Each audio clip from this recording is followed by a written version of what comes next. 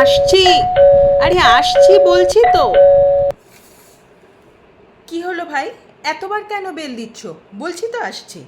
বৌদি, এবার তো পুজোতে ফিরতেই হবে, তাহলে চাঁদাটা এবার লিখে দিই। হ্যাঁ ভাই, এবার তো পুজোতে ফিরতেই হবে, চাঁদা কেন দেব না? পরম পূজনীয় দেবীজি বলেছেন না। হ্যাঁ, কি বললেন? ঠিক বুঝলাম না। ও আমি কি বললাম? এহ, ওটা তোমার না বুঝলেও চলবে। এ না।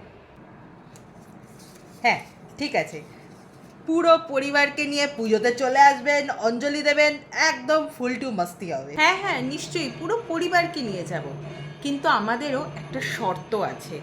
মায়ের পাশে যেন তিলোত্তমার ছবিটাও থাকে। আরে বৌদি, সেটা কি করে হবে? ওটা তো বেআইনি। ও তাই না? আচ্ছা, তোমাদের এই পুজোটা খুব ফেমাস পুজো না?